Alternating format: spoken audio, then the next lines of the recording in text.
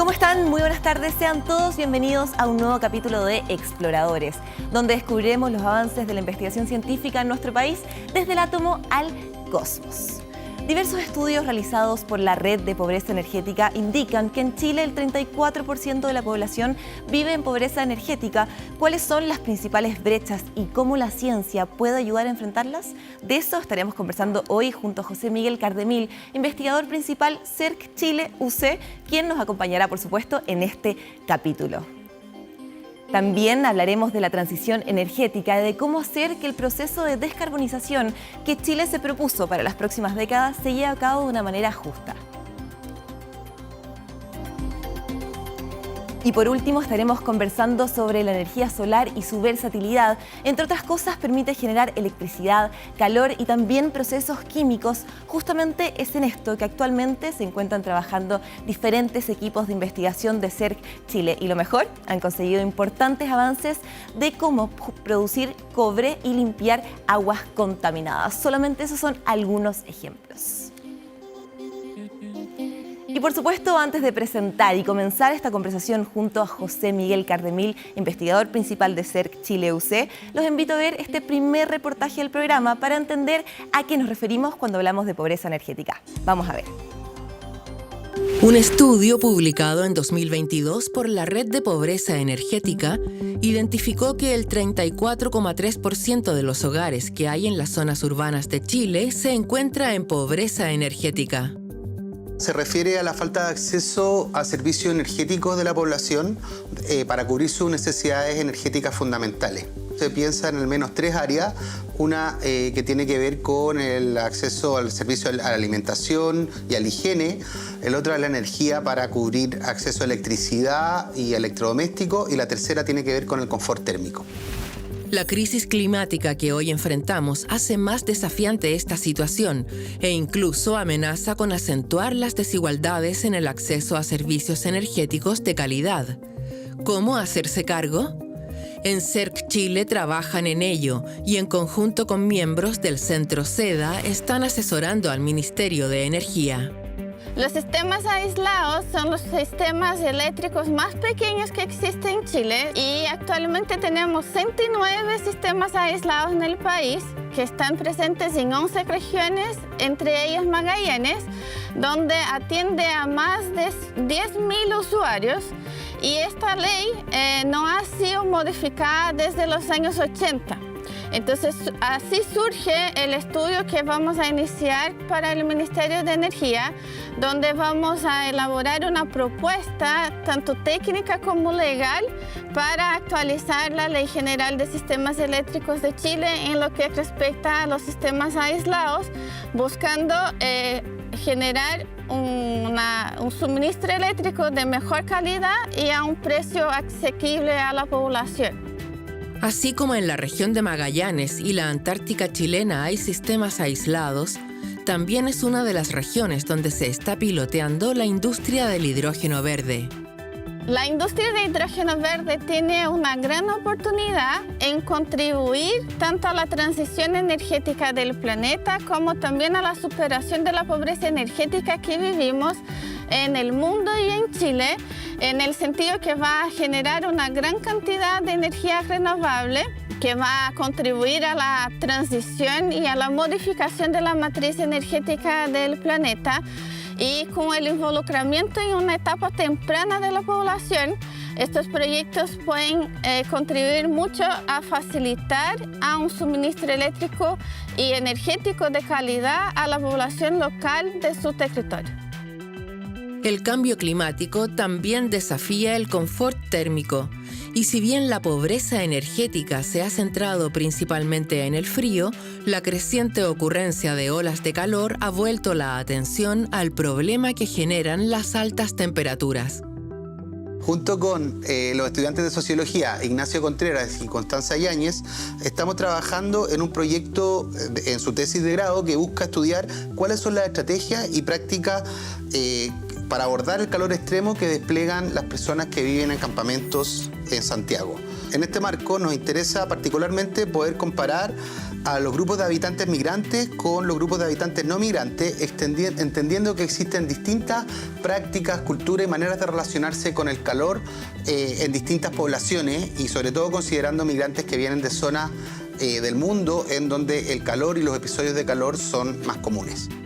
De esta manera, en CERC Chile están generando nuevo conocimiento con el objetivo de impactar en la toma de decisión y aportar a que la transición que se impuso el país para las próximas décadas sea un impulso para corregir las desigualdades y terminar con la pobreza energética.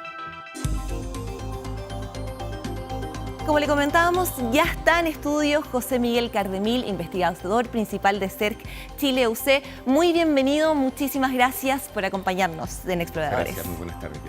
Antes de comenzar, en este pequeño reportaje que vimos, ¿cierto? Se habla de que un 34% de la población en nuestro país vive en pobreza energética. ¿Qué es finalmente la pobreza energética y cómo se plasma, ¿cierto?, en las distintas realidades que tenemos a lo largo y ancho de todo el país? Mira, cuando hablamos de pobreza energética, en general estamos hablando de muchas más dimensiones que la que uno comúnmente podría asociar a me falta algo o me falta acceso a energía eléctrica. Como decía el reportaje, esto es más allá de la electricidad, también tiene que ver con acceso a energía para poder habilitar procesos de higiene y en el consumo, pero también acerca del confort térmico. Ahora, sobre la pobreza también no es solamente acceso a poder tener energía, sino que también que esa energía sea confiable en su suministro y que sea segura para ser utilizada por los usuarios. Y en todo eso hay bastante trabajo que hacer. En el último año tuvimos bastantes episodios que nos recordaron que nuestro sistema energético puede ser frágil ante ciertas situaciones climáticas en particular. Estamos viendo, ¿cierto?, las distintas dimensiones, pero ¿cuáles han sido las brechas que ustedes han identificado que existen realmente aquí en Chile? Mira, hay muchas brechas en términos de acceso a la energía. Tenemos una crisis habitacional que ha llevado también a que aumente la cantidad de campamentos y muchas veces con acceso eléctrico no regularizado, pero también tenemos muy mala como aclimatación o aislación térmica en los hogares que nos lleva a tener muchas veces exceso de temperatura en el verano y mucho frío en el invierno que conlleva problemas a la salud y otras repercusiones también. Perdón.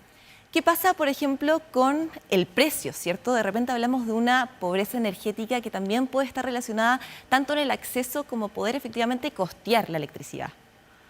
Es interesante eso porque, bueno, nosotros trabajamos desde el Centro de Energía Solar y el sol es un recurso energético del cual recibimos particularmente un regalo. La naturaleza nos dio un recurso interesante que estamos aprendiendo a explotar y que está distribuido no de forma uniforme en el territorio, pero sí que es posible ser accedido desde todas partes. Y en ese sentido tenemos muchos desafíos para que ese recurso se transforme en un acceso equitativo, no quiero llamarlo, pero al menos reducir los costos de electricidad.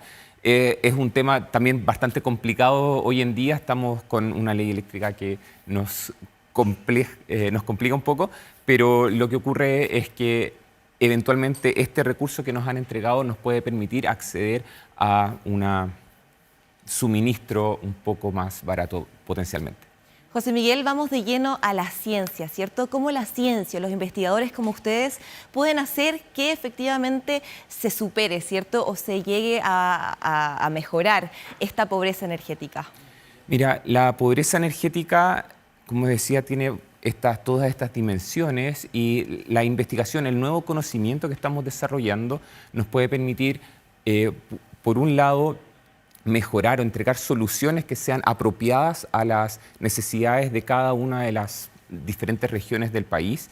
También, pero también ese conocimiento podría, y esperamos, alimentar el desarrollo de políticas públicas que que fomenten el desarrollo de ciertas tecnologías más como arraigadas con los diferentes territorios, con las necesidades de cada una de las localidades. En este primer reportaje que vimos hace un ratito, ¿cierto?, se habló de que ustedes efectivamente realizan todo el área científica, ¿cierto?, la investigación, pero tienen que trabajar finalmente con las personas que toman las decisiones, ¿cierto? ¿Cómo es llegar a ellos? ¿Cómo ha sido este proceso colaborativo? La verdad es que durante todo el tiempo que llevamos trabajando en CERC hemos tenido bastante comunicación y muy buena comunicación con los tomadores de decisiones, en particularmente con diferentes ministerios y algunas de las agencias que son como las instituciones encargadas de implementar ciertas políticas públicas, y en ese sentido hemos podido acercarnos y tener una muy buena comunicación y ir acercando y transfiriendo parte del conocimiento que se ha traducido en diferentes aportes a las diferentes políticas energéticas y dentro de otras tantas elementos de regulatorios que han permitido el despliegue masivo de energía solar en los últimos 10 años. José Miguel, nosotros vamos a seguir sin duda ahondando, ¿cierto?, en esta temática, pero antes los quiero invitar a que continuemos aprendiendo sobre, por ejemplo, el plan que Chile se planteó de descarbonizar su matriz energética, una transición que sin duda alguna tiene muchos desafíos y que hoy es más necesario que nunca, justamente por la tremenda crisis climática que se vive en el mundo. Veamos el siguiente reportaje y seguimos conversando junto a José Miguel.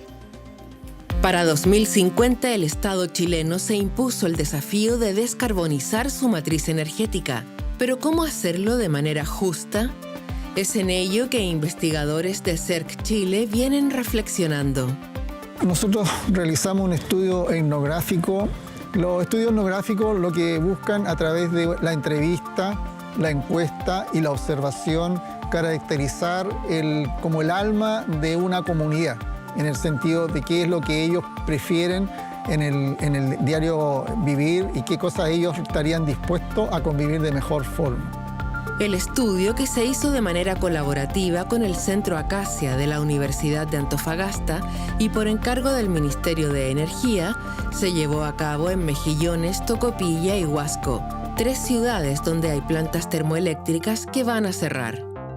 Bueno, las conclusiones de un estudio de este tipo en general son distintas entre cada una de las ciudades. Tocopilla es una ciudad que está confinada entre cerro y mar, no se puede extender en otro tipo de desarrollo tecnológico y ahí están esperanzados ellos en convertirse en una ciudad portuaria, puesto que hay un gran megaproyecto del gobierno en esa zona. Por el otro lado, en caso de la bahía de Mejillones, una bahía extensa que puede explotar a gran escala todo el tema del turismo y la agricultura del desierto. Y Huasco también es una bahía extensa que pueden trabajar muy bien el tema del turismo y otro tipo de actividades como económicas.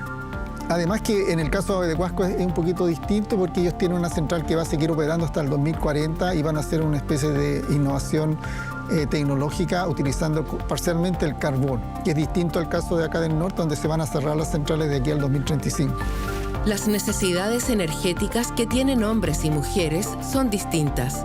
Es por ello que los expertos de CERC Chile consideran que para que la transición sea justa, debe hacerse con enfoque de género. Para trabajar el tema de la transición energética con perspectiva de género, lo hacemos tanto desde el punto de vista de la generación, de la ciencia que hacemos en el laboratorio, como de la implementación, lo que vamos a hacer. Entonces, a nivel de laboratorio, por ejemplo, a mí me preocupa tener la participación de alumnas y alumnos y escuchar todas las ideas, porque sus experiencias dan nuevas ideas a lo que nosotros hacemos.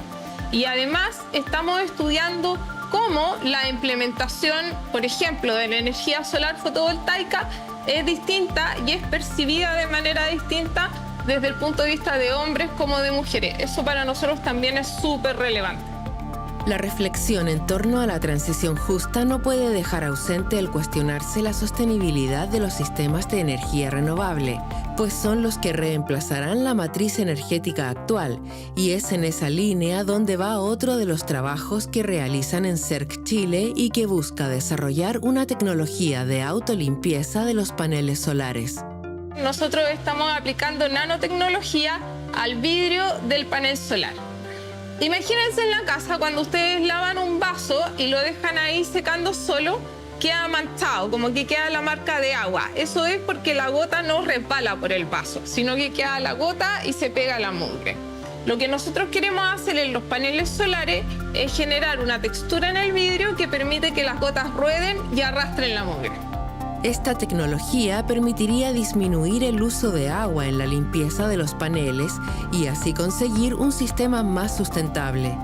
De esta manera, abordando la problemática desde distintas aristas y trabajando colaborativamente con expertos en diferentes áreas, CERC Chile está aportando a que el país avance hacia una transición energética de manera justa.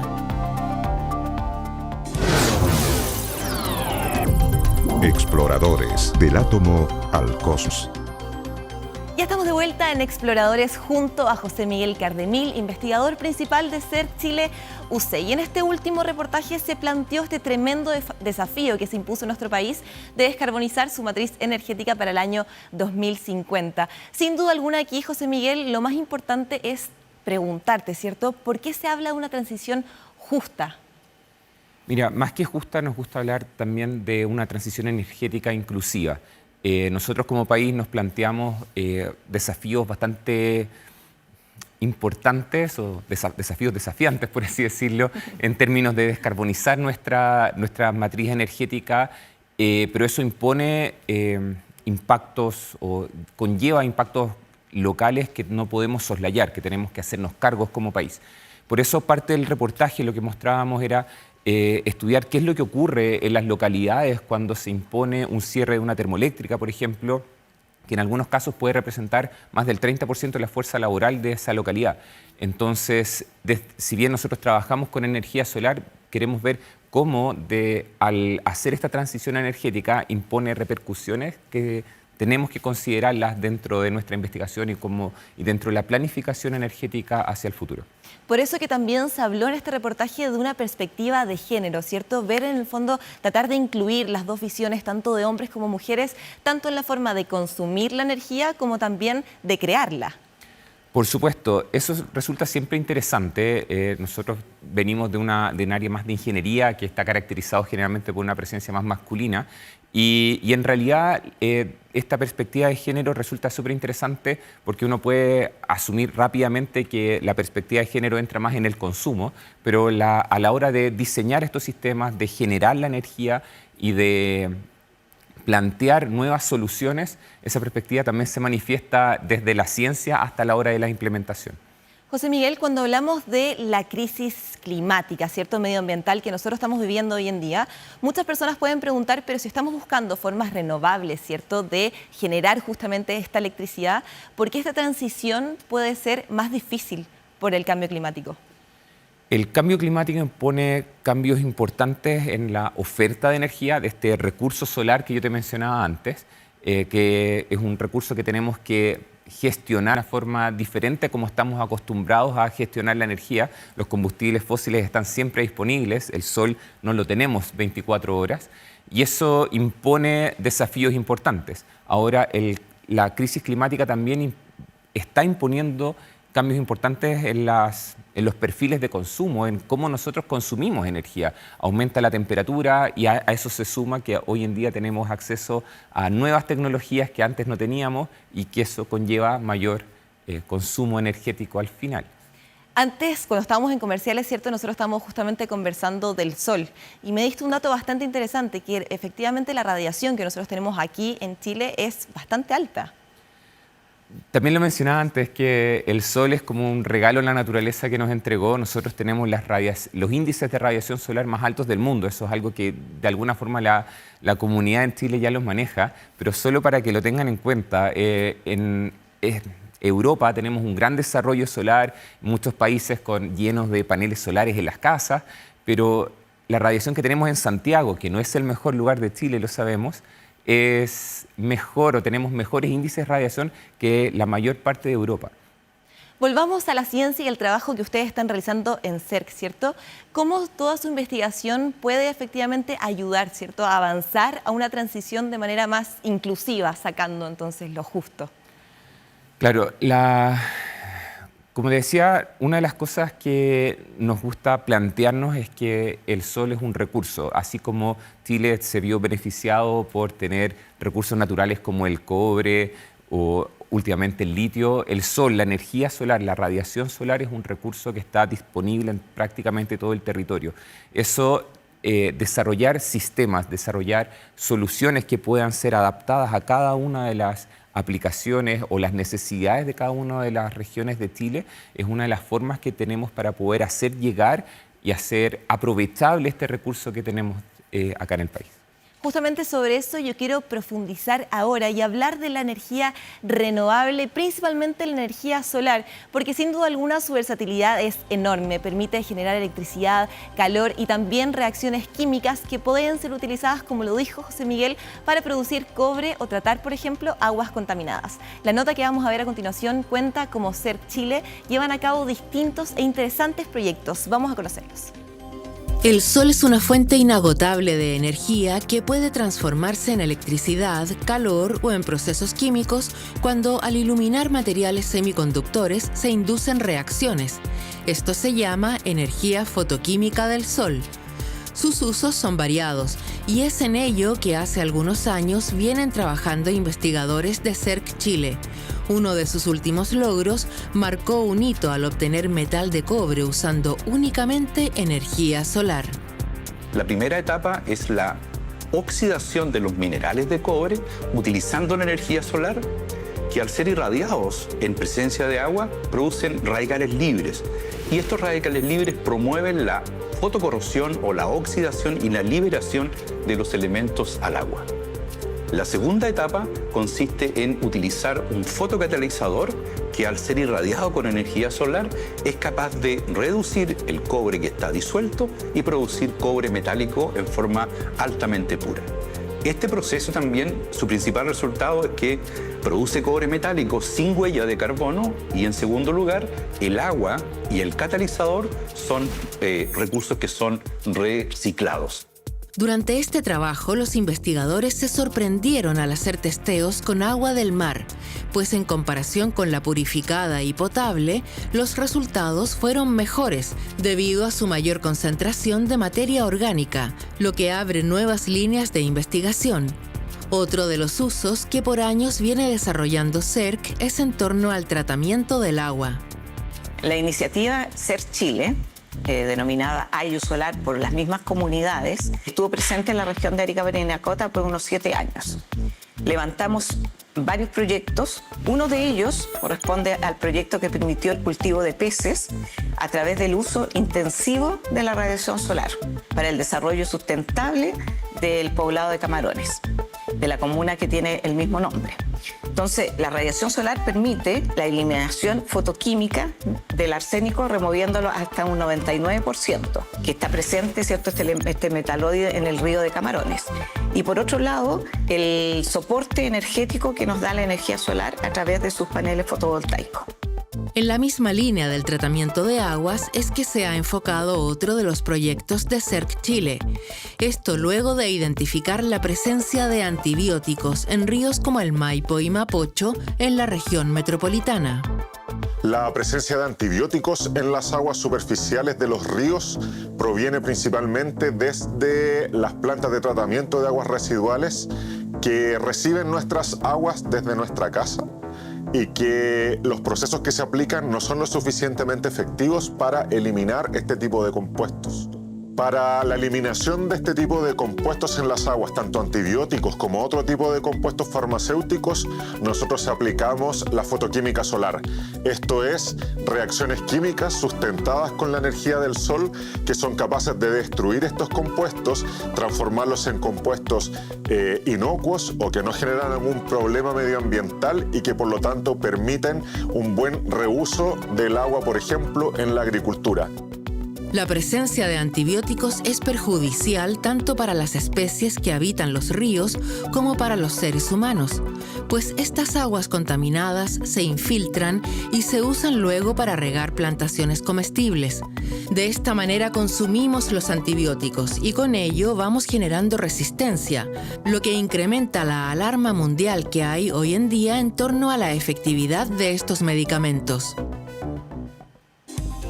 Bueno, muchas veces pensamos que la energía solar solo se puede utilizar para generar electricidad, energía, ¿cierto? Utilizarla en nuestras casas.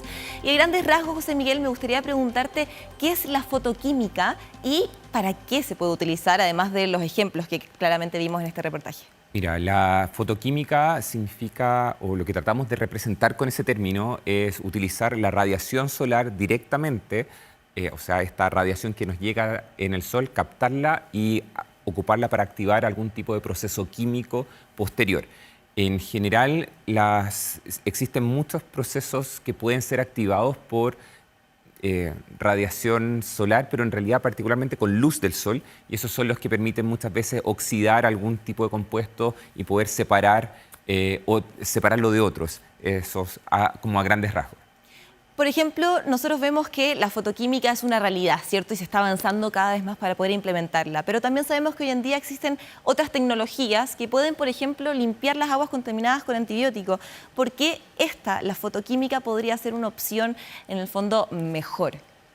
Mira, para hacerlo mejor siempre hay un tema de precio, si va a ser competitivo o no, pero lo interesante o dentro de las ventajas que ofrecen este tipo de sistemas es que pueden ser fácilmente desplegados en el territorio y no necesitan estar conectados a una fuente de electricidad o estar conectados en alguna planta industrial. Entonces podrían ser fácilmente desplegados en soluciones un poco a menor escala, y lo otro es que al aplicar o utilizar directamente la luz solar puedes aprovechar de mejor forma ese recurso, o sea, esa energía que está activando las reacciones y poder así hacer el proceso un poco más eficiente. José Miguel, lamentablemente a nosotros se nos acabó el tiempo. Por supuesto, les quería agradecer a ustedes y a ti, José Miguel, por acompañarnos en este nuevo capítulo de Exploradores, el último capítulo de esta temporada, pero como siempre pueden revisar este y otros capítulos en nuestro canal de YouTube. Nosotros nos volvemos a encontrar entonces en la próxima temporada de Exploradores. Que estén muy bien.